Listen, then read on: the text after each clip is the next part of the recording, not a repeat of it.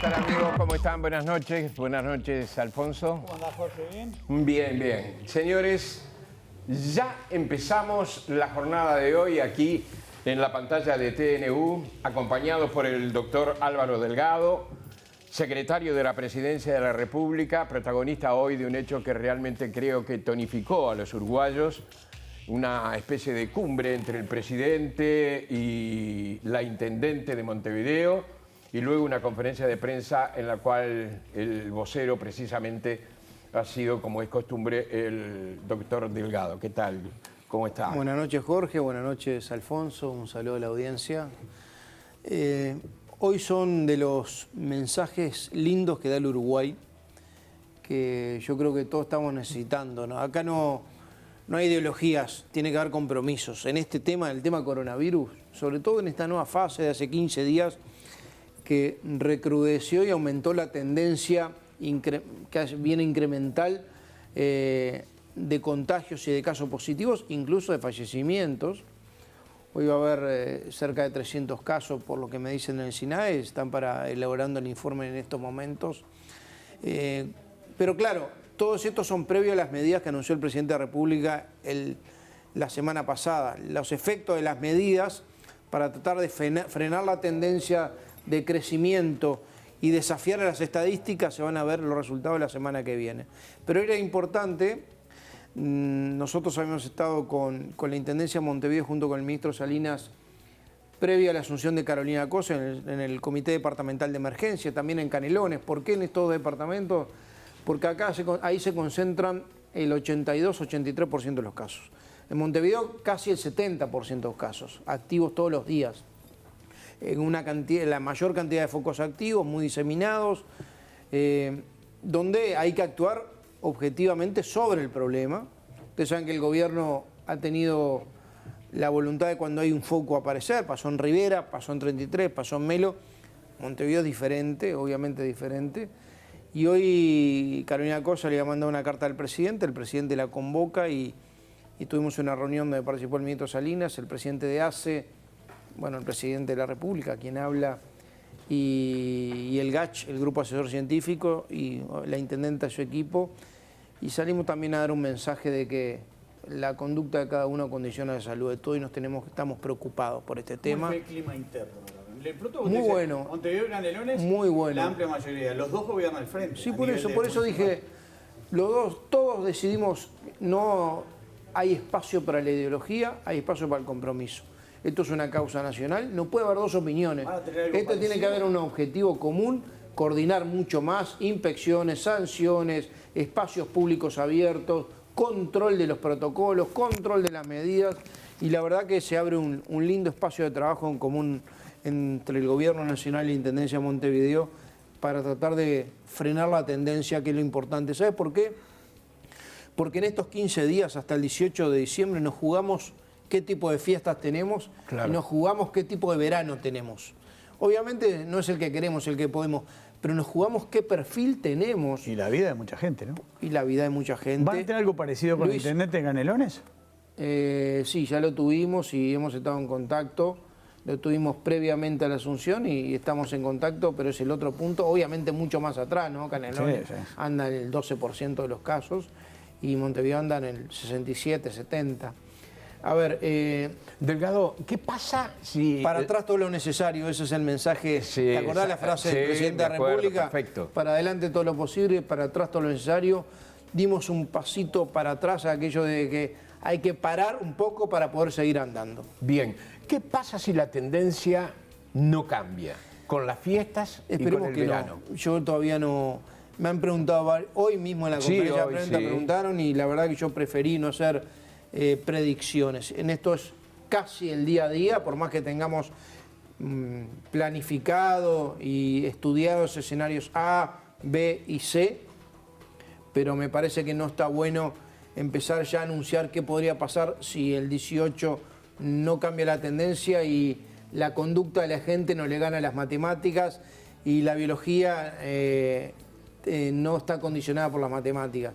Como son cosas independientes, yo creo que en esto va a haber un compromiso de bajar la movilidad, de tratar de quedarse lo más posible en su zona de confort, con los cuidados necesarios, en la famosa burbuja, que es compartir siempre el mismo núcleo, tratar de bajar por todo sentido de movilidad, usar el tapabocas, usar con el gel, el distanciamiento. Si logramos todos estos 15 días hacer el esfuerzo, bueno, nos preparamos mejor para las fiestas y para un verano que es el verano más seguro que podemos intentar tener. Va a haber una campaña publicitaria con los riegos y para cuáles son las medidas de prevención de riegos elaboradas por el GACH.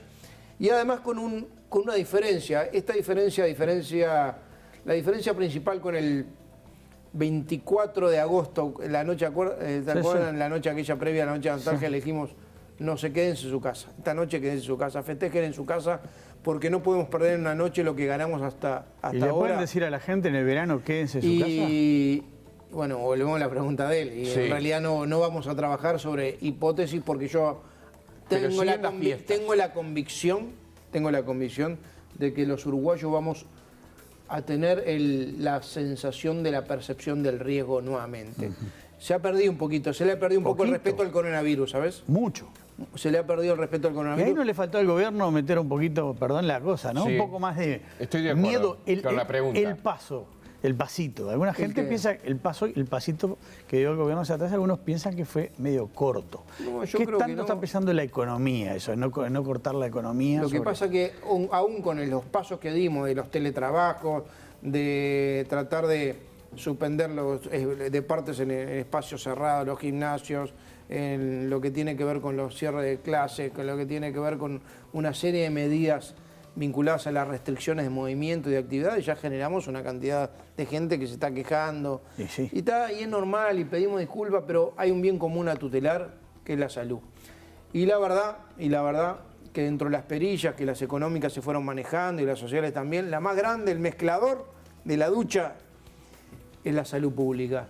Y la verdad, para atrás todo lo necesario, nosotros vamos a evaluar el 18 en la situación que estamos. Ojalá la gente perciba que se empezó a morir más gente que antes del coronavirus, que hay más gente en CTI que antes que el coronavirus, que empezó a no respetar edades el coronavirus, Mucho porque más cada vez hay más jóvenes contagiados, que cada vez hay más casos en función de la cantidad de habitantes y empiecen a tomarle de vuelta la percepción del riesgo. Que la mejor forma es bajar la movilidad, que los bares cierran y los restaurantes a las 12, a la medianoche. que todo lo que esté protocolizado generalmente anda y lo clandestino es un riesgo porque se pierde el hilo epidemiológico.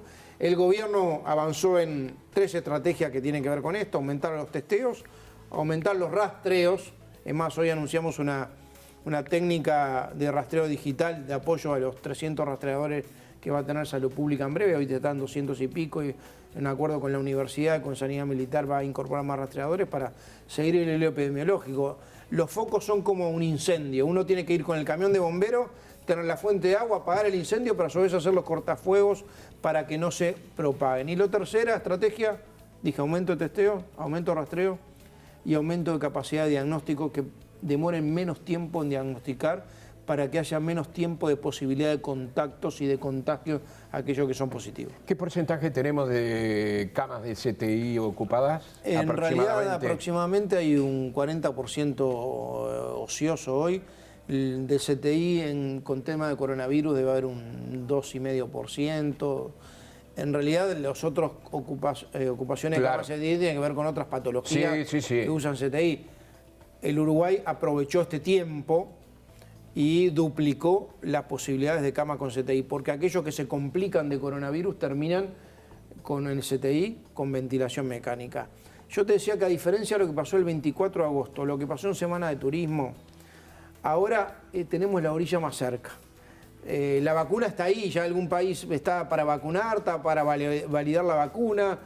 O sea, en el primer cuatrimestre vamos a tener ahí la disponibilidad de la vacuna.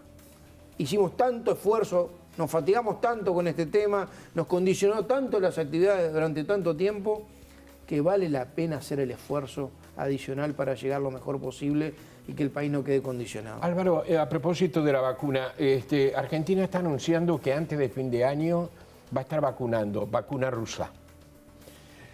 ¿Por qué nosotros estaríamos...? Yo me fui fijando por los países de América del Sur Chile está más o menos como nosotros, fines de marzo, anunciando. Paraguay también, es decir, hay varios países que están, Colombia también, están más o menos en la fecha que esperamos la vacuna, o se calcula que puede llegar la vacuna a Uruguay. ¿Por qué si Argentina comienza ahora, nosotros vamos a comenzar en marzo o abril? ¿Es más confiable Buena pregunta. la vacuna? Hoy que tuvimos acuerdo con algunos ministros, con el presidente de la República, el tema fue la vacuna. El presidente instruyó al ministro Salinas crear un grupo de trabajo que ya venían haciendo una serie de contactos. El presidente se involucró directamente en el tema de la vacuna, que tiene tres componentes. El primero, la elección de la vacuna. No es una discusión política, es una discusión científica. ¿Qué tipo de vacuna? Si es a virus vivos, atenuado, si es a virus muerto, si es con algún tipo de ARN, algún segmento de ARN de humanos o de animales. O sea, hay varios, si es una dosis o son 2 dosis. ¿Cuál es la logística de la vacuna? Si son 2 dosis, una logística, si es una dosis, otra, si necesita cadena de frío o no necesita cadena de frío. Y después Uruguay definió hasta el momento integrar un grupo de países, un pool de compras de América Latina que está avalado por la Organización Mundial de la Salud, que se llama COVAX, donde Uruguay lo que hizo fue una compra en el pozo, para que la gente entienda. Los países tenían que asegurar, bueno, un piso de vacunas que quiere comprar. Puede comprar más, pero un piso de vacunas, y daban un listado de vacunas posibles. 10 de ellas estaban en fase 3. ¿Cuáles son las fase 3? Experimentación en humanos, la última fase. Ajá. Entonces, dentro de ellas están todas las vacunas que se están hablando hoy, están ahí. Sí. Entonces, una vez que se validen por la Organización Mundial de la Salud o por una agencia internacional, que se validen, esté validada la vacuna y liberada comercialmente como válida y eficaz y eficiente, Uruguay ya tiene asegurada en precio y en prelación, o sea, en disponibilidad, 1,5 millones de dosis, por esa vía. No obstante esa vía, Uruguay armó un grupo que está en salud pública con epidemiología, con asesoramiento del GACH, que están trabajando en esto, viendo qué tipo de vacunas y conectándose con los diferentes laboratorios o países que están produciendo alguna vacuna para tener varias opciones y después determinar, primero, la decisión, diría, epidemiológico-científica, qué tipo de vacuna usar. Claro.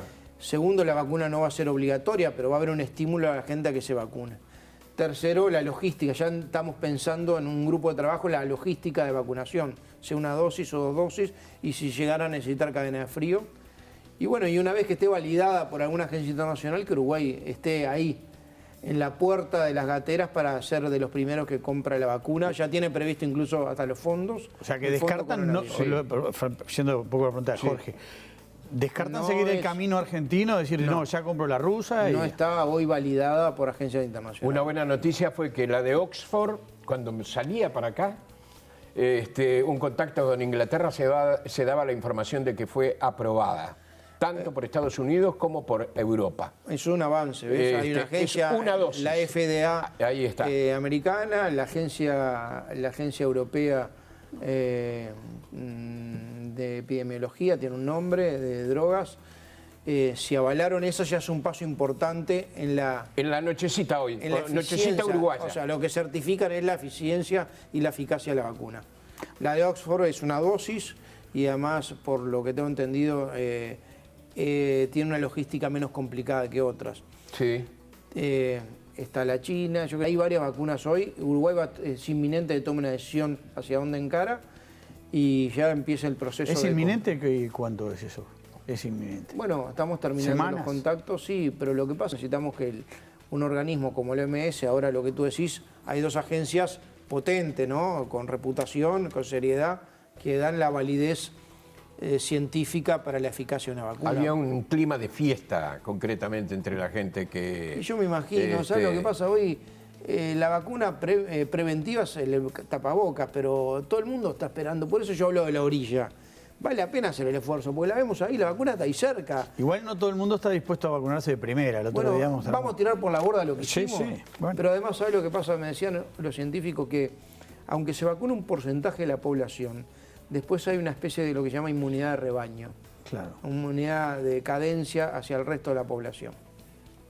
Sí, Barack Obama, Bill Clinton y George Bush hijo se van a vacunar, Me dijeron que creo que en forma conjunta. Los primeros que se van a vacunar. Es en Estados Unidos como una demostración de que hay que vacunarse. Tiene un problema Estados Unidos, pero es un problema norteamericano. Donald Trump hizo una reserva de vacunas inferior a las que se necesitan, pero de eso hablamos después. Entre otros daños que puede haber hecho. Sí, sí. ¿Le mandó a usted y al presidente Richard Reid el tuit que está haciendo circular? No me voy a resignar al virus, no doy por perdida esta batalla, y habla de una estrategia espalda con espalda. Tuvo ya decenas de miles de visitas, el video, etcétera. ¿Cómo me lo mandó y se lo mandó al presidente mientras estábamos en los acuerdos ministeriales? Yo le contesté por WhatsApp, lo miro, te llamo, lo acabo de ver ahora mientras esperábamos para entrar acá, lo retuiteé, le dije, estamos en la misma, que es no bajar los brazos. Eso es espalda con espalda. Y tiene que ver espalda con espalda parte de la conferencia de prensa de hoy, claro, parte de una serie de señales que, bueno, dejamos la diferencia de lado. Acá hay una causa común, causa nacional, que es el combate al coronavirus. Hablarle a la gente y decirle, por favor, cuídense, esto no es joroba, esto es en serio. Esto es en serio. El coronavirus mata, el coronavirus contagia, el coronavirus condiciona, y Uruguay tenía, y digo tenía en un nivel, ahora tiene una fase superior, pero sigue manteniendo una pandemia controlada con la economía abierta. Controlada, ¿por qué? Porque los hilos epidemiológicos se van siguiendo. Con economía abierta es una cosa que tenemos que valorar. Basta ver lo que pasa en los países de Europa para valorar la libertad que tenemos. ¿Se están perdiendo esos hilos, no? ¿Eh? ¿Se están perdiendo los hilos? No, generalmente había entre un 12 y un 15% de casos sin nexo epidemiológico comprobable, lo habitual. Con este nivel de casos anda más cerca del 20%. Hay países que tienen 60% sin nexos. O sea, a medida que aumentan los casos, cada vez es más difícil seguirlos. Por eso nosotros estamos en una guerra contra el crecimiento y la tendencia, contra los pronósticos matemáticos. Álvaro, los equilibrios entre la enfermedad y la economía. Y lo social. Y lo social, claro.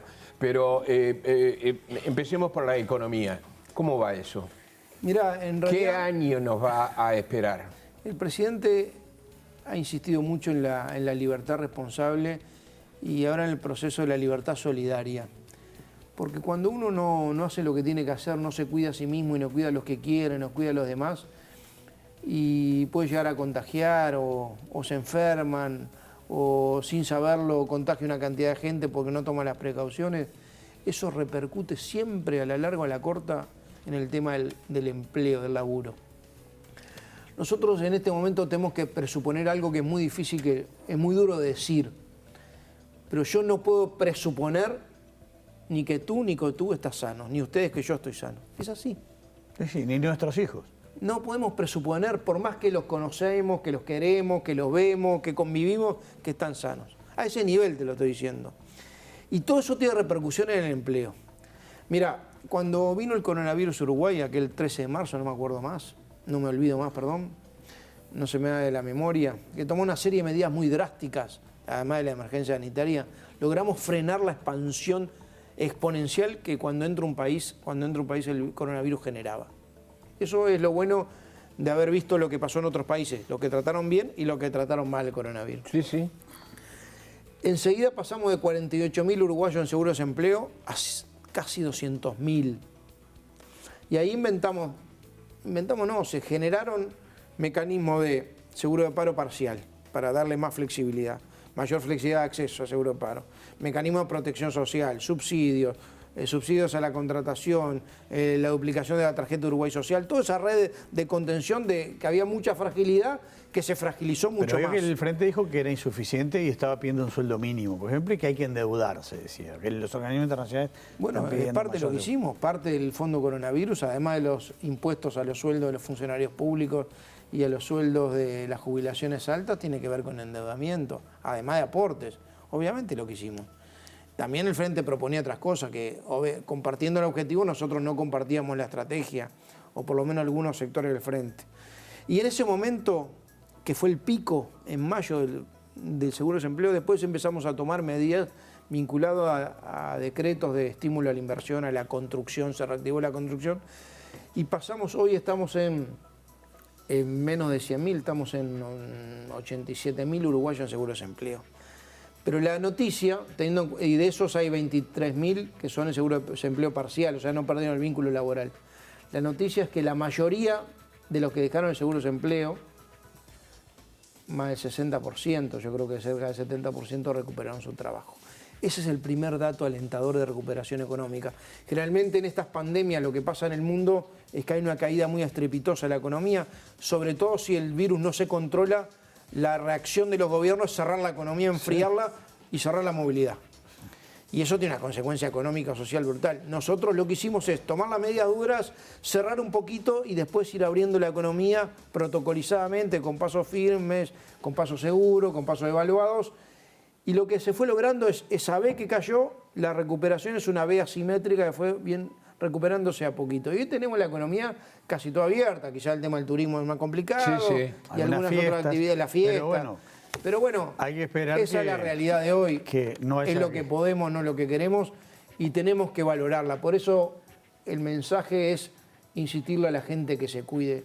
No estamos ante un enemigo fácil, estamos ante un enemigo agresivo que mata, que contagia, que condiciona, que hace perder trabajos y que nos puede afectar quizá por nuestra irresponsabilidad al que más queremos. Claro, y le está pegando a la gente joven, empezó a pegarle a la gente joven. Está corriéndose el margen de prevalencia a sectores más jóvenes. Bien. Estamos viendo que hoy el nivel de movilidad, tiene que ver con el nivel de movilidad de gente entre 18 y 35 años, tiene una incidencia que el coronavirus no esperábamos.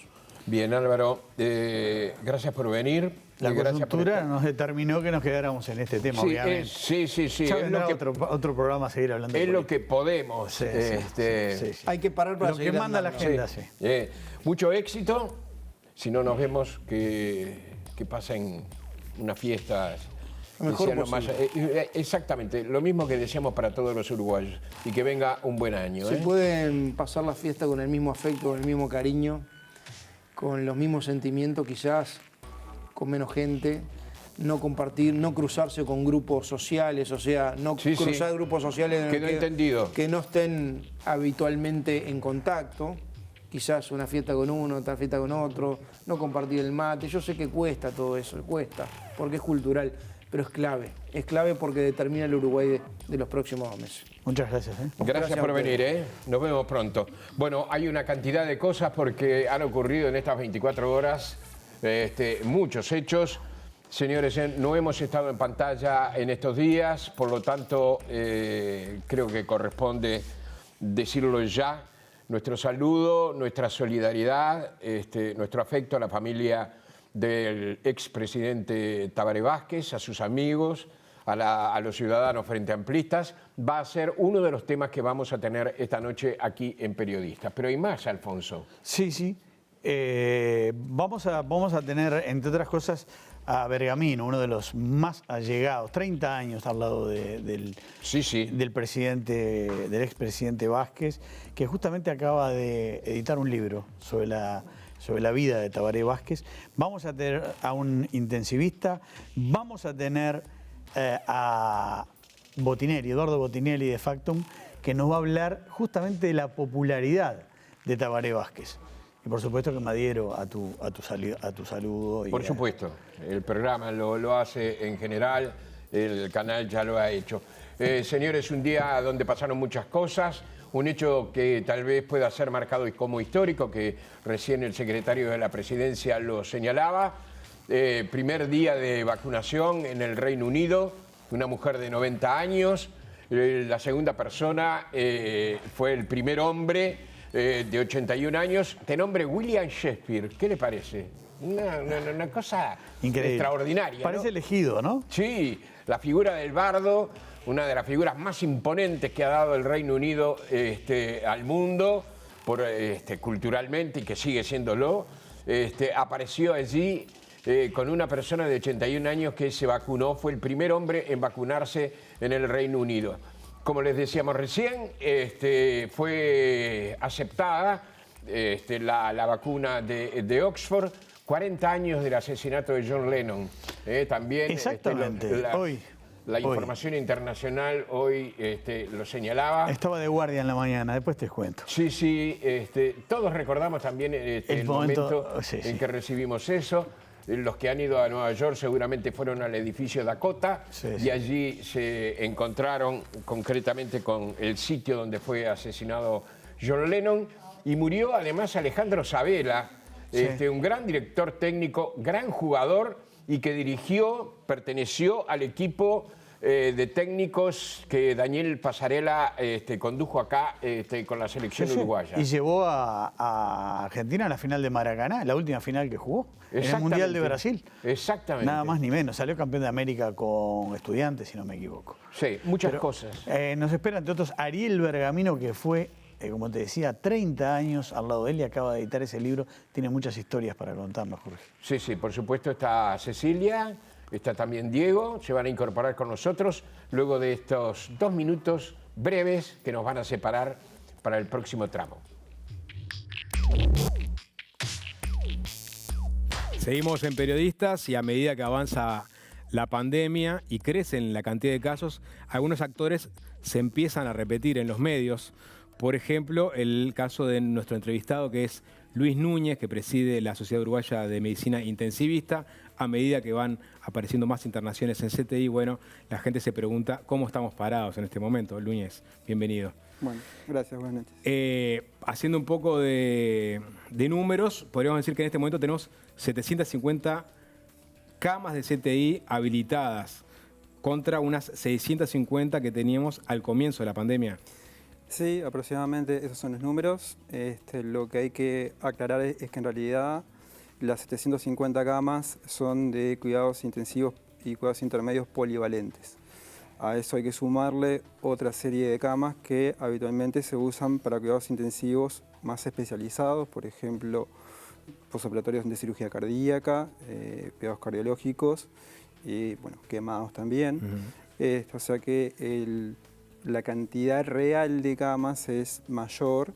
Y si a esas camas le sumamos los cuidados intensivos pediátricos, podemos llegar a estar en un número cercano a las 1000 camas, que fue más o menos lo que ha manejado el señor ministro en algún momento. Ahí está. Bueno, en algún momento se manejó sobre marzo, abril, que se pensaba llegar a 900 camas de CTI. ¿Eso incluía las camas de, por ejemplo, centro de quemados o sí, CTI ahí se pediátrico? cuentan todas esas camas, sí. Ahí está. O sea que podemos decir que en este momento, para la situación dada, tenemos, como decía muy bien el secretario delegado, una capacidad ociosa del 40% de CTI. Claro que si aumenta exponencialmente la pandemia, esto rápidamente puede llegar a un punto de saturación. Sí, digamos, durante toda la pandemia, digamos, SUMI ha hecho un censo diario desde el 2 de abril hasta el día de hoy, y en ningún momento registramos una ocupación que sea mayor del 65%, o sea, siempre tuvimos una capacidad ociosa mayor del 35%, al día de hoy tenemos más del 40%.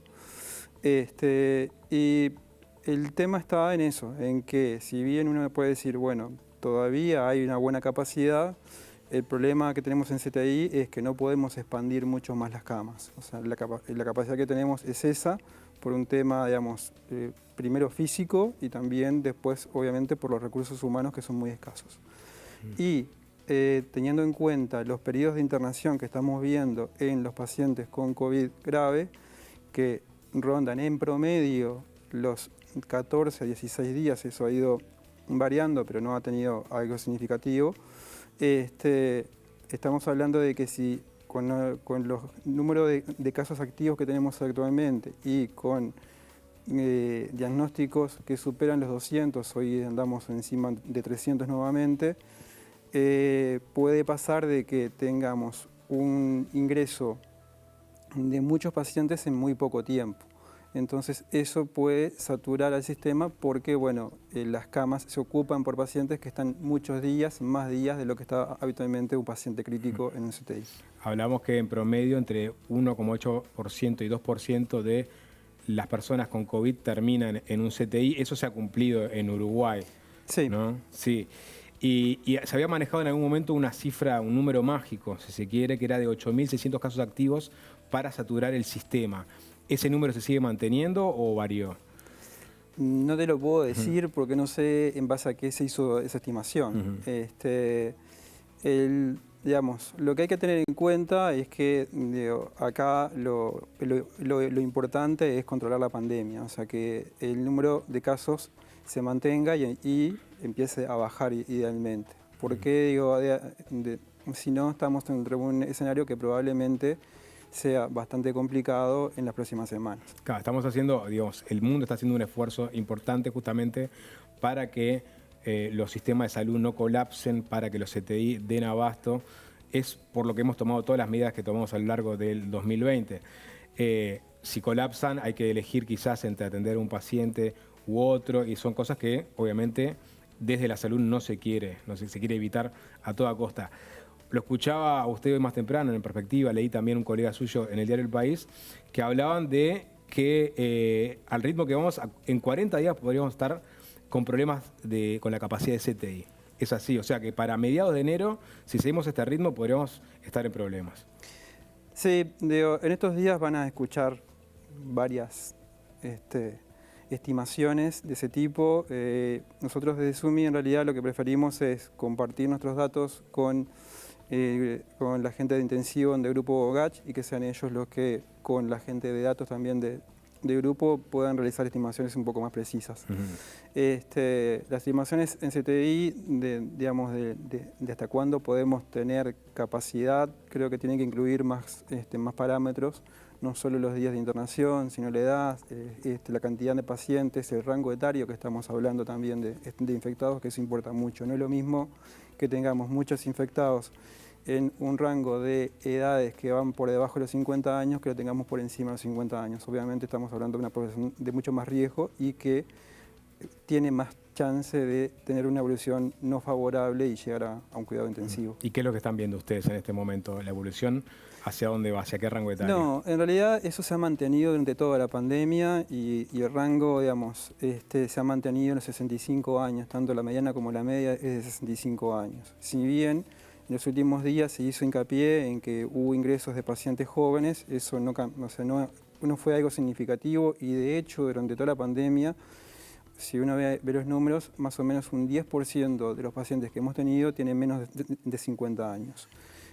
Lo que pasó estos días fue que hubo ingresos por debajo de los 40 años, pero que no cambió, pero digamos, son excepciones, digamos, de lo que estamos viendo. Una de las complicaciones que trae el COVID es la duración de la internación. Hasta 30 días puede llegar a estar un paciente, lo que también genera saturación del sistema de salud, ¿no? Y ahí se habló al principio de la pandemia mucho de la necesidad de tener ventiladores, ¿no? Incluso aparecieron iniciativas por parte de la sociedad civil, me recuerdo a Roberto Canesa con su proyecto Charrúa, el diputado Martín Sodano de Cabildo Abierto también desarrollando uno. Hubo muchos impulsos. ¿En qué quedó todo eso y cómo estamos en materia de ventiladores actualmente? Bueno, en materia de ventiladores eso se ha ido mejorando. Actualmente se dispone de un buen número de ventiladores. Al principio de la pandemia, bueno, dentro de todo, digamos, el caos que representó a nivel mundial todo esto, teníamos el problema de que en Uruguay teníamos un parque de ventiladores un poco reducido y también con muchos años de uso. Muchos equipos rotos que no tenían, que no tienen repuestos, entonces, y en ese momento no teníamos la posibilidad de adquirir nuevos respiradores. Entonces fue ahí que se dio eso, que se dio en todo el mundo. Pero hoy por hoy tenemos equipos, digamos, buenos equipos y creo que en un buen número. O sea que estamos bien de ventiladores, no tendríamos que aumentar la capacidad. En principio no. Después estuvo este proyecto de la ANI, que ahí, si tú recuerdas, ahí también se hicieron equipos que se están probando. Así que yo creo que, y también ha ido cambiando un poco la estrategia de en qué momento estos pacientes graves requieren ventilación mecánica. Eso es una de las enseñanzas que hemos tenido en estos meses y bueno, y eso ha ido cambiando en el mundo. Al principio se pensaba que mucha más proporción de pacientes tenía necesidad de ventilación mecánica. Actualmente lo que vemos es que un 50% más o menos es lo que requiere. Se hablaba también al principio de la pandemia que lo lógico, lo esperable, era esperar primero un antiviral, ¿no? Que apareciera para de alguna forma paliar la enfermedad y sacar gente de CTI, y después recién esperar por la vacuna. Sin embargo, lo comentaba Jorge recién, ¿no? Hoy vimos las imágenes en el Reino Unido de las primeras personas vacunadas con una vacuna validada formalmente, y sin embargo los tratamientos antivirales todavía no está muy claro qué usos se les pueden dar. Estuvieron sobre la mesa el Remdesivir en algún momento, sin embargo no tenemos muy claro todavía si sirve o no. ¿Qué pasó con los tratamientos paliativos del coronavirus en este año? Bien, tratamientos específicos en realidad, por lo menos en la población de pacientes críticos, han sido todos hasta el momento un fracaso. No tenemos ningún tratamiento que sea efectivo, antiviral para estos pacientes. Lo que tú mencionabas, el Remdesivir, en ese momento antes el Lopinavir y el Ritonavir, fueron fármacos que estudios bien diseñados han demostrado que no son efectivos para pacientes críticos. Lo único que está demostrado hasta el momento de hoy son los corticoides, en particular un fármaco que es la dexametasona, que es un fármaco que tiene ya muchos años y es de uso muy común para los médicos, en general, no solo para cuidado intensivo, que en realidad no es un antiviral, es un inmunomodulador, que es uno de los mecanismos de lesión que tienen estos pacientes a nivel pulmonar y sistémico también en otros órganos. O sea que lo que tenemos es eso. ¿Pero ha ayudado a bajar la letalidad estos medicamentos? Sí, la dexametasona, por lo menos los estudios que hay, han mostrado resultados muy buenos. No te puedo decir si en Uruguay tuvo eso un impacto, porque para saber eso habría que hacer un estudio serio y enfocado a eso. Y con un número más importante de pacientes. Que por ahora, por suerte, no. ¿Qué pasa? Hablábamos también de la saturación del sistema de salud por la cantidad de camas de CTI, pero lo mencionó al pasar Núñez. También tenemos un tema de recursos humanos. ¿Cómo estamos en materia de intensivistas en este momento? Los intensivistas, antes de COVID, ya es una especialidad que viene sufriendo una pérdida de recursos humanos. La medicina intensiva en Uruguay es una especialidad relativamente joven, en el sentido de que fue reconocida por los colegios de graduados a partir de 1980.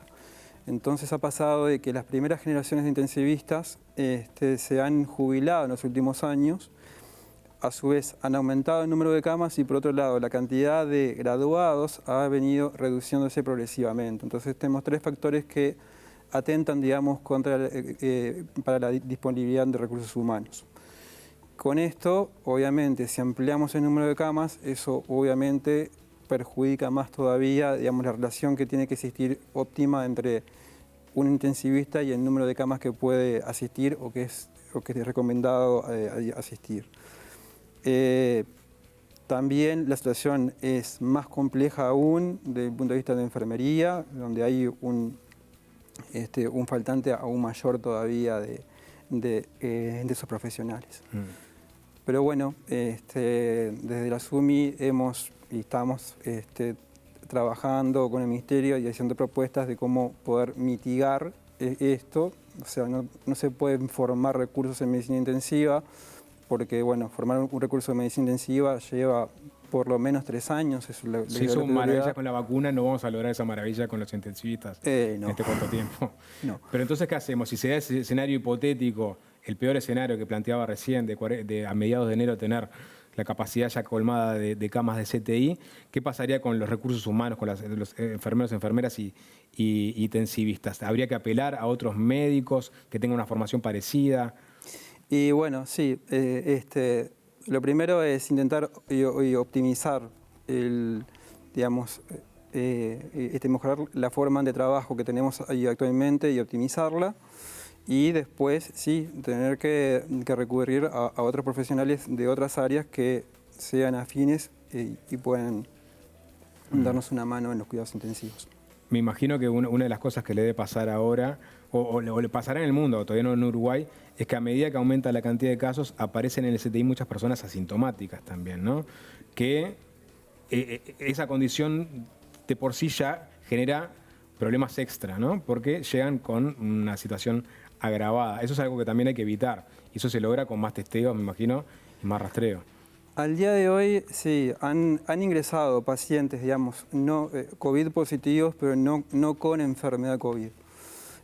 Pero ha sido un número por ahora reducido. Lo que uno espera con estos aumentos exponencial de casos es que esa población también aumente.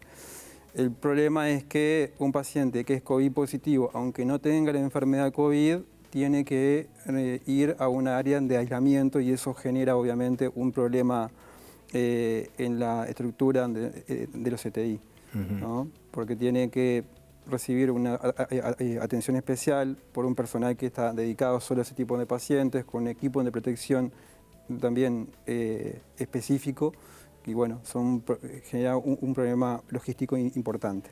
¿Qué pasó en invierno en los CTI en Uruguay, en el contexto de pandemia? ¿Bajaron los casos de internaciones de algunas enfermedades? Bueno, te puedo dar la impresión subjetiva, no tengo bien los números, pero bueno, fue para nosotros un invierno bastante atípico, ¿sí? Por lo menos vimos menos casos graves de cuadros respiratorios. Creo que la parte de cuidados intensivos pediátricos fue mucho más marcado eso, pero bueno, en adultos sí vimos una reducción en ese grupo de pacientes. En el resto de las patologías, en realidad, te diría que no hubo cambios significativos, pero en la parte de cuidado de pacientes con cuadros respiratorios sí. Y sobre todo en niños pediátricos. En niños sí. Y tiene que ver seguramente porque no hubo clases o porque había clases restringidas y sobre todo por los protocolos en las instituciones, ¿no? Sí, sin duda eso. Eso es un alivio, me imagino, para ustedes, intensivistas, ¿no?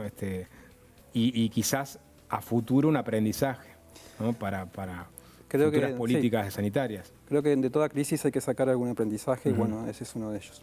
¿Qué otro aprendizaje piensa que van a sacar ustedes?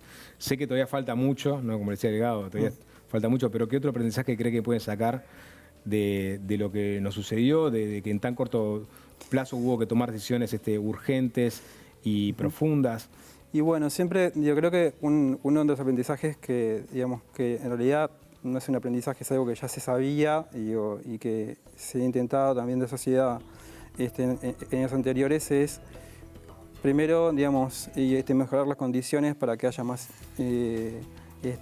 recursos humanos en medicina intensiva, tanto médicos como recursos en enfermería, mejorar el equipamiento, mejorar las estructuras, eso todo hace de que ante una pandemia con la que tuvimos o la que podemos llegar a tener, porque bueno, este tipo de cosas se puede repetir, tuvimos la de la H1N1 en el 2009, que tal vez no fue tan promocionada porque bueno, eran otros medios en ese momento, pero sí, también fue muy dura. Entonces, de esas cosas hay que ir aprendiendo y bueno, y estar mejor preparados y que no nos tome por sorpresa y estar haciendo cosas que pasó en todo el mundo, ¿no? O sea, no es que pasaron acá. Estar haciendo cosas a último momento con desesperación, digamos, jugando con la desesperación, en fin. Tener algo más estructurado creo que es uno de los principales cosas que uno sacaría en limpio de esto. Bien, doctor Luis Núñez, presidente de la Sociedad Uruguaya de Medicina Intensivista, muchas gracias por esta presencia. Bueno, gracias por la nota. Ya venimos, ¿les parece? Con más periodistas. Antes que nada, amigos, una información que quedó pendiente de confirmar. Se produjeron en la jornada de hoy, a través de los análisis realizados, 303 descubrimientos de casos de coronavirus y por primera vez, si es que no me falla la memoria, estoy trabajando de memoria en este caso, pero por primera vez se da el caso de que ocurrieron 3 fallecimientos. Las víctimas eran 3 pacientes de Montevideo, de 59 años, 81 años y 83 años. Alfonso Leza viene con algo muy interesante. Bueno, datos muy duros de la realidad, datos terribles, Jorge. Pero hablábamos al principio del programa y vamos a volver a hablar al final, y todavía quedan notas sobre el tema, sobre la muerte de Tabaré Vázquez, uno de los grandes líderes de Uruguay de los últimos 30 años. Bueno, ¿qué piensa de la gente del liderazgo, de la presidencia, de la primera presidencia, de la segunda? Bueno, para eso estamos con Eduardo Botinelli, como siempre, director de Factum. ¿Cómo andas, Eduardo? ¿Qué tal? Buenas noches. Bueno, sí, un poco en función del fallecimiento de Vázquez, hacer un repaso de cómo ha sido la evaluación.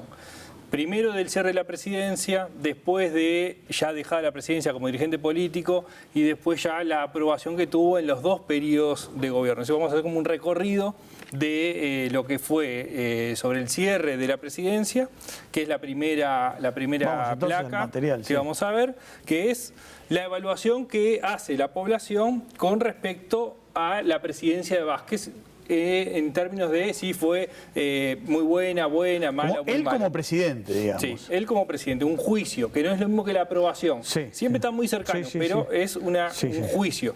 Y esto que muestra, el 30% de la población consideraba que fue muy buena. Un 26% que fue buena. Por lo tanto, tenemos una evaluación positiva en el cierre de la segunda presidencia del 56%. Como presidente que abarca las dos, o sea, él como presidente. Él como presidente en el primer trimestre de 2020, es decir, cuando está dejando su segunda presidencia. Sí, fresquito. Y tenemos una evaluación negativa del 42%, un 24% que considera que fue mala y un 18% que considera fue muy mala. Es decir, un saldo positivo, vamos a ver que no ha sido constante a lo largo del tiempo, sino que ha tenido ciertas oscilaciones, lo vamos a ver más adelante. Lo siguiente ya es una evaluación como dirigente político. Y ya estamos hablando del tercer trimestre del año, ¿no? La encuesta del tercer trimestre. Y ahí que le preguntamos, bueno, sin tener en cuenta cuáles son sus preferencias políticas, ¿qué opinión tiene de la actuación de Tabaré Vázquez como político dentro de una canasta de dirigentes políticos? Y aquí lo que vemos es que la evaluación sigue siendo más positiva que negativa, pero no tanto como el cierre de la segunda presidencia, en términos de la evaluación como presidente. Es decir, el 50% tiene una evaluación positiva, con un 27% que tiene una evaluación muy buena, un 23% buena, un 20% mala y un 27% muy mala, que hace 47%. Es decir, cuando hacemos el saldo de evaluaciones positivas y negativas, es más empatado, digamos, esa evaluación. Pero vamos a ver algunas características diferentes en esta evaluación en términos muy rápidos por el voto, por ejemplo, en el balotaje y por edades. En la siguiente placa tenemos entonces cómo hay una diferencia sustancial. Claramente, los votantes del Frente Amplio, el 97% tenían una evaluación positiva de Vázquez, mientras que los votantes de la coalición fue el 19% positiva y un 80% una evaluación negativa. ¿Votantes en el balotaje o en la primera ronda? Este es en la primera vuelta, pero conjuntando todos los votantes de la coalición, de los partidos que conformaron la coalición después. Sí, está muy bien. Y por edades no hay grandes diferencias. Y esto es algo que estamos viendo repetidamente a medida que vamos presentando distintos temas. Esto ha ido cambiando a lo largo del tiempo en términos del posicionamiento que están teniendo los nuevos jóvenes, digamos, los que hoy ubicamos acá, porque antes, cuando veíamos 10 años atrás, por ejemplo, este grupo etario estaba acá. ¿No? Bueno, lo que vemos ahí no hay grandes diferencias. Si hacemos el saldo, sí, en los más jóvenes es donde tiene un saldo más favorable. Pero no son las diferencias que se encontraban, por ejemplo, en la primera presidencia de Vázquez, donde el apoyo en la juventud era muy importante. Sí, es muy parejo, todo el saldo positivo, negativo, todo es muy parejo ahí, ¿no? Y lo que vamos a ver ahora es la evaluación. Primero vamos a ir a la primera presidencia, la aprobación a la gestión concreta. La gestión de la primera presidencia. Entonces, ¿qué tenemos? Los promedios anuales y el cierre. ¿Qué es lo que vemos? Él arranca la presidencia con un 63% de aprobación, un nivel alto, muy alto para ese momento. Sí, claro. Recordemos que él en esta primera presidencia la gana con el 50,4% de los votos, el 63% aprobaba. Tiene una pequeña caída en el primer año entero de ejercicio, el promedio 2006 pasa el 56%, tiene otra nueva caída en el 2007 y acá es donde aparece la reforma tributaria, por ejemplo, que es uno de los factores que explica una caída, ¿no? Y después empieza un proceso ascendente y fuertemente ascendente sobre el final. El cierre de la primera presidencia de Vázquez llega al 80% de evaluación, que es no hay registros. Del total de la ciudadanía. Del total de es decir, la ciudadanía. Acá están incluidos blancos, colorados, todos. Derecha, izquierda. Todos. Y de hecho, una de las cosas que vamos a ver después es que Vázquez fue recogiendo, sobre todo en este momento que empieza el alza, aprobaciones de no votantes del Frente Amplio, ¿no? Y fue que después eso se rompe en la presidencia de Mujica, empieza a polarizarse la aprobación presidencial, con un apoyo masivo de votantes del Frente Amplio hacia los presidentes del Frente Amplistas y un rechazo cada vez más amplio, una desaprobación más amplia entre los no votantes. Vamos a ver la siguiente placa que muestra la segunda presidencia. Y acá vemos que los valores son más bajos. La diferencia es muy grande.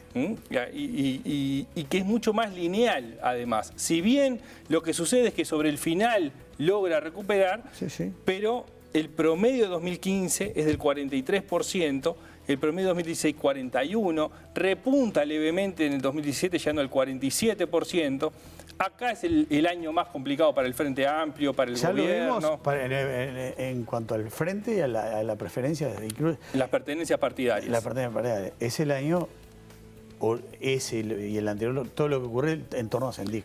Digamos, todo lo que ocurre en el 2017 decanta en el 2018. ¿No? Y ahí hay una caída de nuevo. Y luego sí, sobre el final, en año electoral y cerrando el ciclo, se conoce su enfermedad. Bueno, ahí empieza a repuntar la aprobación presidencial cerrando en el 53%.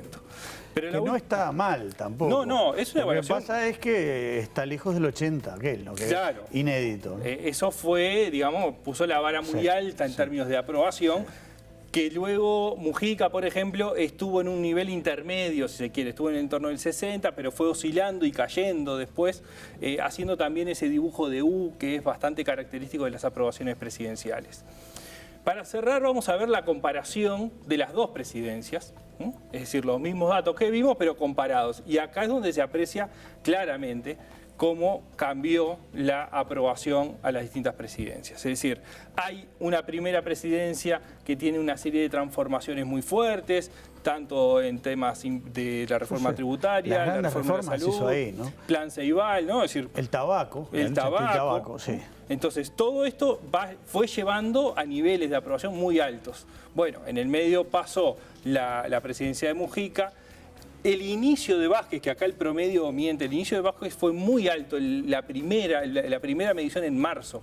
Pero rápidamente, a partir del decreto de esencialidad en la educación, del freno delante de la arena... Bueno, los problemas de la educación, los que tenían que hacer el cambio de ADN se fueron, claro, digamos, todo ese lío. Todo ese lío enseguida cayó y se mantuvo relativamente estable, con un pequeño pico en 2017 a favor y después sobre el cierre de la presidencia. Muy bien, muchas gracias, Eduardo Botinelli. Te veremos el próximo programa, como siempre. El jueves estamos veremos por acá. Qué tema. Jorge, adelante, seguís tú. Gracias, Alfonso. Vienen cosas que tienen que ver también con otros aspectos, ¿verdad? Que están vinculados de alguna manera a lo que hemos tenido esta noche y lo que hemos tenido a lo largo de esta semana. Pero prefiero que Cecilia les cuente de qué se trata. Gracias, Jorge. Bueno, obviamente todos estos días hemos estado hablando, 3 días de duelo nacional que vivimos a propósito del fallecimiento del expresidente Tabaré Vázquez. Y quién mejor para hablar de lo que significó el expresidente Vázquez que uno de sus colaboradores más cercanos, quien fue ex viceministro de Relaciones Exteriores, ex vicecanciller, pero también fue embajador en Cuba y, como decíamos, uno de los hombres más cercanos que se define como amigo, como militante político, como colaborador y que además es autor de un libro que salió al mercado en septiembre y que se llama El Camino de Tabaré y recoge en clave política 30 años de historia política de esta figura que marcó un antes y un después en nuestro país. Estamos hablando de Ariel Bergamino y le damos las buenas noches. Muchas gracias por estar con nosotros. Buenas noches y gracias a ustedes por permitirnos compartir espacio. Bueno, has comentado que este libro que recoge los 30 años de vida política de Tabaré Vázquez no es objetivo, pero tampoco es arbitrario. Y de alguna manera lo había empezado a escribir hace como unos 10 años. ¿Qué fue lo que lo motivó a empezar por allí, por el 2010, 2011, a escribir la vida política de esta figura tan importante de nuestro país? Bueno, como tú bien dices, en los últimos años varias veces comencé a escribir este libro y por distintas razones quedó interrumpido esa redacción. Sin embargo, a fines del año pasado, ya cuando estábamos terminando la gestión de gobierno, bueno, decidí, impulsado por Tabaré, ¿no? Ahora sí, escribir este libro. Este libro que, como dice su prólogo, bueno, es un libro que tiene cierta urgencia, ¿no?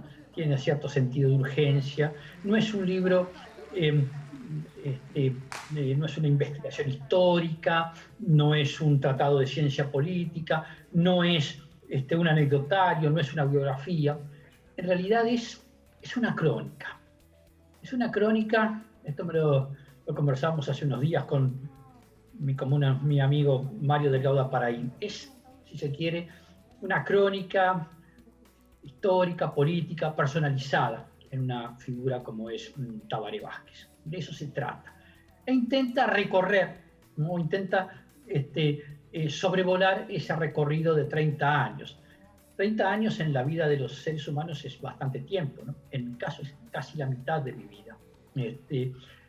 Pero en términos históricos es apenas un instante, ¿no? Es apenas un instante. Entonces, esta crónica intenta, bueno, repasar ese instante de la historia y de la historia de nuestro país, que tuvo como a Tabaré Vázquez como una de sus figuras principales, si no la principal. Yo creo que es muy difícil entender el fin del siglo XX y el principio del siglo XXI en Uruguay, en términos políticos, sin abordar el pensamiento y la acción de Tabaré. Bergamino, usted lo acompañó desde el 89 en la campaña que hizo, la campaña como candidato para la intendencia, y hay algunas anécdotas de aquel momento que usted mismo ha comentado, y sobre aquel primer discurso que dio Tabaré Vázquez como candidato. Realmente hay 30 años que después aportan a lo que fue la oratoria de este líder político. ¿Qué podrías decirnos de aquel primer discurso de Tabaré Vázquez como candidato que por lo que sabemos tuvo algunos furcios incluso? Que nos sorprendió. Conocíamos a Tabaré, estábamos trabajando con él desde hace un tiempo, pero cuando lo vimos sobre el escenario, bueno, haciendo su primer discurso como candidato a la Intendencia de Montevideo, realmente descubrimos un Tabaré que aún no conocíamos, ¿no? El hombre que era capaz de conjugar, la política es razón, pero también es emoción, ¿no? Es decir, y bueno, que sabía equilibrar perfectamente la razón y la emoción. Empezamos a descubrir un líder electoral, pero no solamente un líder electoral, comenzamos a descubrir un líder político, porque no es lo mismo ser un líder electoral que un líder político, como no es lo mismo ser un líder electoral que un líder político, o un candidato, o un gobernante. Tabaré es un raro caso que conjuga todas esas condiciones a la vez, ¿no? Tabaré fue un líder electoral, sí, un excelente candidato, fue un líder político y fue un muy buen gobernante. El otro día Álvaro Luongo, quien también supo ser amigo íntimo de Tabaré Vázquez, destacaba la capacidad empática que tenía Tabaré Vázquez y la representaba diciendo que en un lugar donde Vázquez había hecho, en una clínica en el exterior del país, donde había hecho un posgrado, años después que a él le tocó ir, lo recordaban los porteros, los ascensoristas, el personal de enfermería. ¿Es una de las características de Tabaré Vázquez más destacables o usted encuentra que hay otras? Sí, hay varias, por cierto, ¿no? hay varios Tabaré también. Está el Tabaré médico, docente, académico, científico. Está el Tabaré vinculado al deporte, a la acción comunal en su barrio natal. Está el Tabaré político, que es el que yo más conocí, digamos. A través del Tabaré político me asomé a esos otros Tabarés sobre los cuales puede hablar Álvaro Luongo, por supuesto, con más autoridad que yo en términos científicos, o los compañeros que lo acompañaron, bueno, en su trayectoria deportiva, está en la Liga Universitaria o en el Club Progreso. Yo escuchaba hace un momentito el resumen, la muy buena síntesis que hacía Eduardo Botinelli sobre los niveles de aprobación de Tabaré en la primera y la segunda presidencia. Estaba muy bien. Pero mientras escuchaba a Eduardo, no pude evitar pensar que la historia no se hace ni de noticias ni de encuestas. La historia la hacen los pueblos y se hace en base a tendencias, a grandes líneas de larga duración. Y pero en esa trayectoria de 30 años hay varias líneas de larga duración que acompañan la acción, el pensamiento y la acción de Tabaré. Tabaré, el domingo, por cierto, que entró en la historia del país, sin duda. Todos los presidentes, todos los líderes políticos entran en la historia del país, por el hecho de ser líderes, presidentes. Pero Tabaré no solamente entró en la historia del país, entró en la historia de la gente. Y eso no lo logran todos los presidentes y todos los líderes políticos. Tabaré entró en la historia de nuestra gente. No es casualidad, ¿no? Bergamino, ya que la palabra dominante... Perdón que lo interrumpa, pero ya que mencionaba... haya sido la palabra gracias. Sí, dígame. Ya que mencionaba Botinelli, que hablaba de la popularidad de Tabaré Vázquez tras la primera presidencia, usted como hombre cercano, ¿él era consciente de que a nivel popular y a nivel de la ciudadanía se consideraba que su primera presidencia fue, además de que marcó un hito histórico más importante, que también fue mejor recibida por la gente que quizá una segunda, o que fue catalogada incluso en estos días como una mejor presidencia que la segunda? Él era plenamente consciente, como fuimos todos los que lo acompañamos, que tanto en la intendencia como en la primera presidencia, como en la segunda presidencia, hicimos los mayores esfuerzos posibles. Dimos lo mejor de nosotros mismos, ¿no? Y en su caso, dio más aún, ¿no? Porque, bueno, está bien presente para todos lo que fue, bueno, los últimos meses de su mandato, cuando ya había sido duramente golpeado por la vida, con el fallecimiento de María Auxiliadora, pero también había sido golpeado en su propia salud. ¿No? Pocas veces yo creo que vi a un líder político, a un presidente, a un ser humano enfrentar la adversidad con tanta hidalguía, ¿no? Sin una queja, sin un reproche. ¿Le sorprendió, Bergamino, que no corrigiera ni un punto ni una coma de su libro, a pesar de haber visto los borradores y de lo encima que estaba Tabaré Vázquez de los temas? No. Como le decía hace un instante, él fue uno de las personas que más me empujó a escribir ese libro. Incluso cuando notaba que yo no avanzaba en el mismo, me llamaba la atención, ¿no? Leyó el borrador, la versión preliminar de este libro, la discutimos. Como siempre, fue tremendamente respetuoso de la autonomía del autor en este caso, ¿no? Siempre con Tabaré forjamos una relación política y personal basada en el respeto, ¿no? En el respeto y en el respeto recíproco, ¿no? Yo siempre, asumiendo siempre que la amistad, amigos son los que critican de frente y alaban por la espalda. Bien, Esos son los verdaderos amigos. Y esa fue la base de nuestra relación personal, ¿no? Criticarnos de frente y alabarnos por la espalda. No es muy común, No es muy común, pero así lo entendimos. Él fue muy respetuoso de la autoría, de mi autonomía como autor. discutimos algunas cosas, luego vio ya el libro impreso, ¿no? Y eso a mí me produjo una enorme satisfacción y hoy un enorme alivio. Bergamino, por último, que nos estamos quedando sin tiempo, que nos quedaríamos charlando de todas las anécdotas que tiene para compartir, pero en 30 años de acompañar de cerca a Tabaré Vázquez, sobre todo como colaborador político, además de como amigo, ¿podría decir que era un hombre de palabra? Sin duda, sin duda. Era un hombre con un sentido de los valores, de principios, ¿no? Y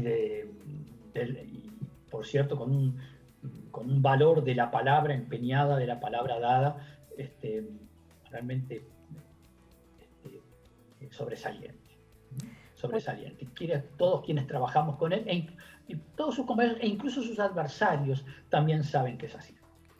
Muchísimas gracias, Ariel Bergamino, por sus palabras de hoy, por compartir, porque sabemos que pocos días después de la muerte de un ser querido no es fácil tampoco dar testimonio en los medios, así que de verdad muchísimas gracias por este contacto con nosotros esta noche. Gracias a ustedes. Por cierto que no es fácil, por cierto que no es fácil. Pero bueno, gracias a ustedes por haberme permitido este espacio, que en cierta forma es una manera de acompañarnos. Bien, y están todos entonces invitados a leer el libro El Camino de Tabaré, publicado en septiembre pasado, que es un poco la mirada de Ariel Bergamino, uno de los hombres más cercanos al expresidente Vázquez, así que tienen disponible en las librerías quienes estén interesados también en recorrer esa mirada sobre nuestro expresidente. Jorge, estamos contigo. El libro seguramente interesante, que habrá que leer, que ocupa además no solamente ese pasado que algunos no vivieron, porque 30 años atrás, pero que otros vivieron, que está escondido allí entre las cosas que la memoria a veces hace olvidar, pero que tiene también componentes del Uruguay más cercano, de la vida política uruguaya más cercana. Por ejemplo, todo lo que significó el caso Sendik para Tabaré Vázquez. Exactamente. Fue una situación muy compleja para él. Ustedes recuerden que Tabaré Vázquez defendió a Sendik en su momento, diciendo que le estaban haciendo un bullying muy cruel.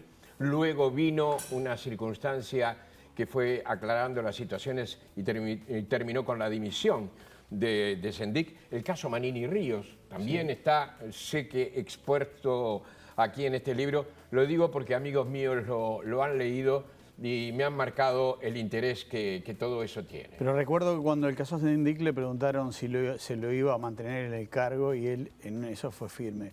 Cuando se renuncia, dijo. Sí, claro. Sí. Después, claro, en algún momento trató de matizar con eso que tú decías del bullying, ¿no? Sí. Señores, venimos enseguida.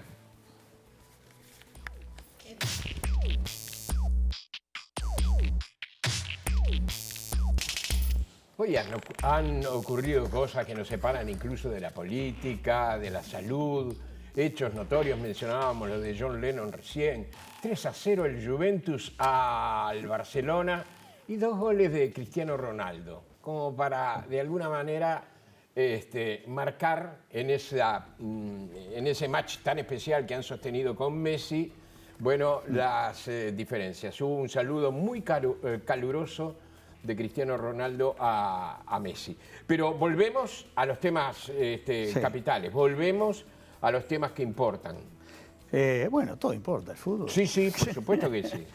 Mirá, Diego está esperando el clásico. Quiere a Cristiano Quiere una Ronaldo. revancha. Quiere a Cristiano Ronaldo. Hay presidente nuevo. Esperando el clásico. Sí. ¿Hay presidente nuevo? Hay presidente nuevo. Tengo una editorial para hacer sobre el presidente nuevo. Bueno, ¿sí? el jueves. La semana que viene. Aguirre acaba de decir que no será el técnico de Peñarol. Mala noticia. Bueno, vamos a hablar un poquito de Tabaré Vázquez, que hablábamos varias veces. Recién Cecilia también estaba haciendo una entrevista, habló de Eduardo Botinelli. Fue sin duda una de las grandes personalidades de la política uruguaya de los últimos 30 años. Es muy difícil entender al Uruguay de los últimos 30 años sin Tabaré Vázquez y sin el protagonismo de Tabaré Vázquez. Fue el segundo presidente en la historia de ser electo 2 veces de manera directa. El anterior había sido Sanguinetti, porque en casos como Valle Ordóñez la elección había sido indirecta. Un hombre con sus peculiaridades, particular, ligado a la masonería, pero con una esposa muy católica, que fue sepultado con honras católicas. Exactamente. Me sorprendió un poco, pero bueno, toda su familia es muy católica, ¿no? Muy religiosa. Pero él últimamente había establecido un acercamiento con Dios. Sí, es algo reiterado. Lo escuché también a Danilo Astori el otro día, muy religioso. Dijo Sí. que esperaba encontrarse con él en el paraíso. Me sorprendió, me sorprendió. Un hombre que debió hacer muchas veces equilibrio por la heterogeneidad y por la diversidad propia del Frente Amplio y por lo complejo que son los procesos de decisión del Frente. Un hombre que dentro de sus peculiaridades no pudo sustraerse a una característica de muchos dirigentes políticos uruguayos, que el paso previo fue por el fútbol. Lo fue Sanguinetti, lo fue Wilson. O sea, el fútbol y política en Uruguay lo han ligado. Pero yo decía que debió hacer equilibrio y debió buscar la forma de poder manejar su poder, valga la redundancia, sin obstáculos. Por eso, desde que llegó a la Intendencia, en cierto modo trató de tomar distancia de la orgánica del Frente sin dejar de lado sus lineamientos. Por eso, apenas llegó a la Intendencia, dijo: yo soy intendente de todos los montevideanos. Y no supeditó sus decisiones a la orgánica del Frente. Algo parecido y muy inteligente hizo cuando fue presidente por primera vez. No sé si lo recuerdan, pero Sí, claro. el Consejo de Ministros estaban todos los líderes partidarios. Entonces él, cuando tomaba una decisión, daba por hecho que todos los partidos lo tenían respaldado. Fue una forma inteligente de algún modo evitar el complejo proceso de decisiones que tiene el Frente, repito, por el hecho de que de la heterogeneidad y la diversidad y la cantidad de grupos que componen el Frente Amplio. Y él construyó desde allí el liderazgo. Hay que recordar que cuando llega a la política, cuando llega a la Intendencia, no era un hombre de trayectoria política importante. Había llegado después de llevar nada más ni menos que a Progreso a campeón uruguayo, por eso Claro. esa ligazón. Pero no tenía, construye el liderazgo político que supo de un enfrentamiento silencioso muchas veces con el general Iber Seregni. El general Iber Seregni no le tenía demasiada confianza. Él lo reconoció hace poquito en la última entrevista que dio Tabaré Vázquez, que tuvo momentos de desencuentro con Seregni que finalmente terminaron, digamos, en los días finales del general. Pero hubo ahí todos unos desencuentros que terminan con la renuncia de Iber Seregni cuando se siente desautorizado por el Frente Amplio en las negociaciones por la reforma constitucional.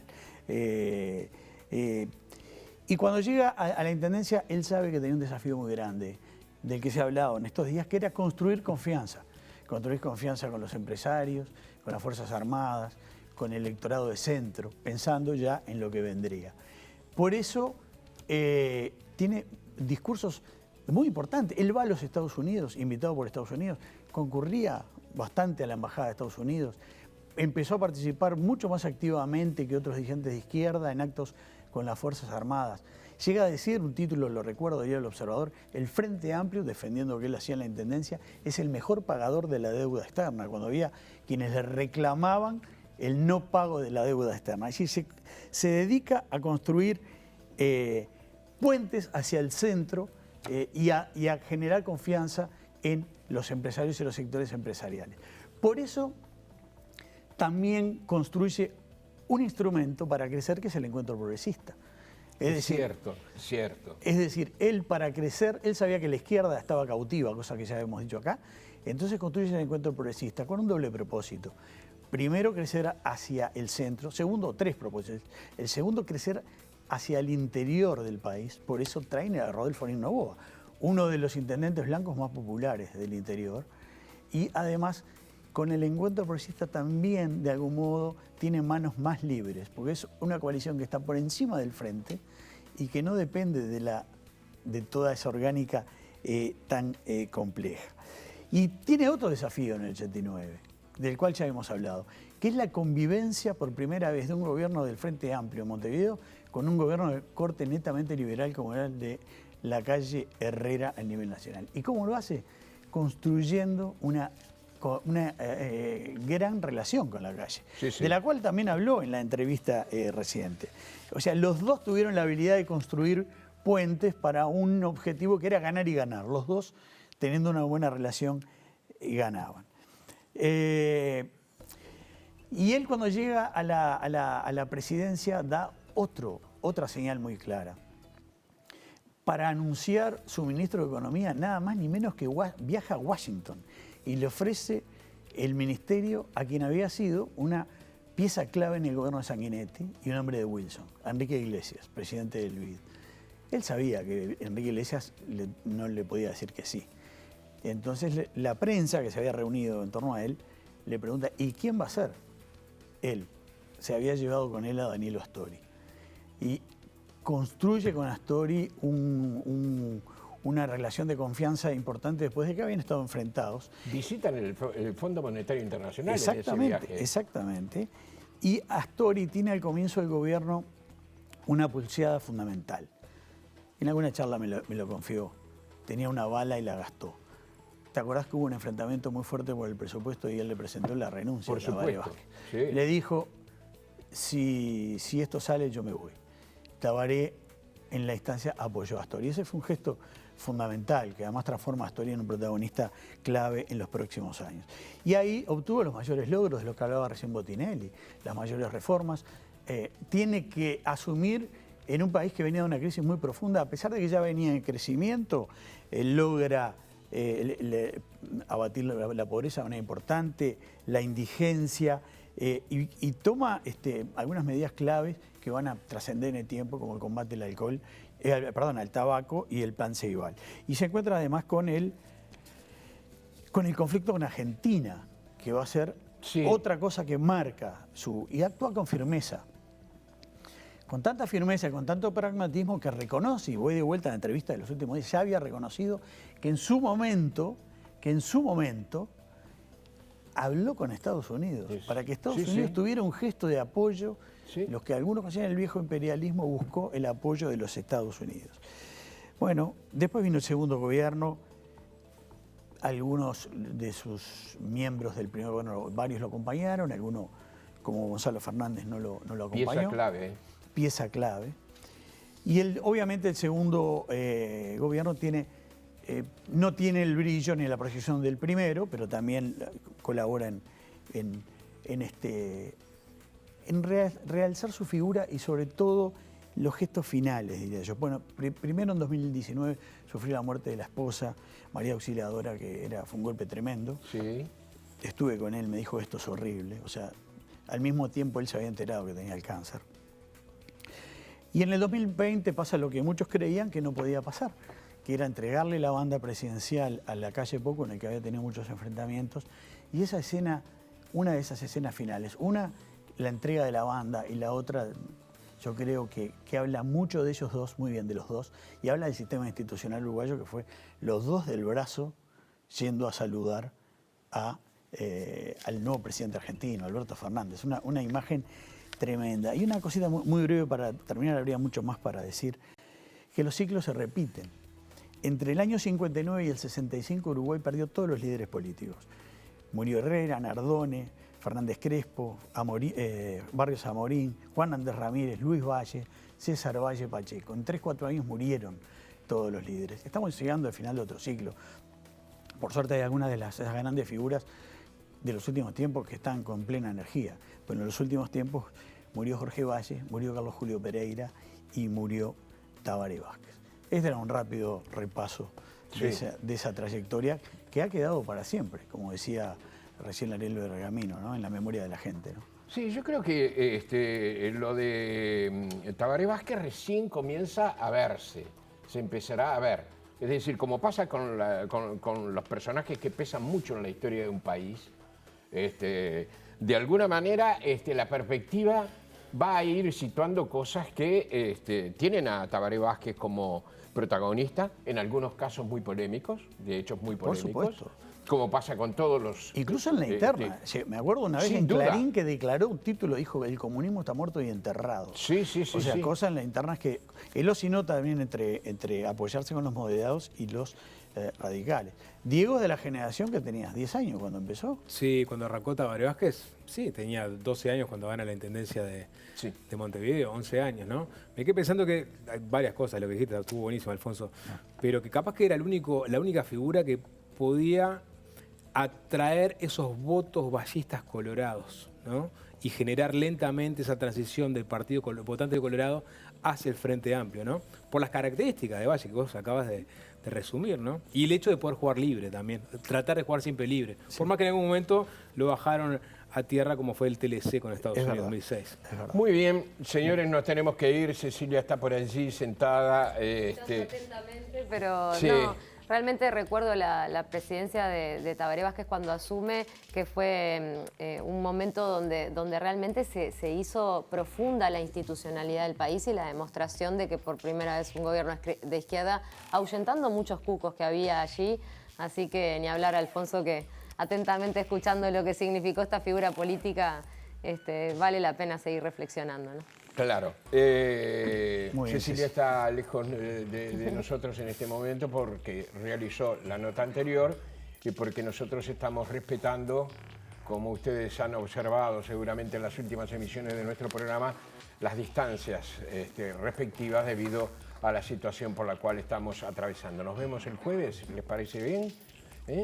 Nos vemos, Diego. Sí, es un hecho. Adiós, Nos Cecilia. Hasta el jueves, ¿cómo no?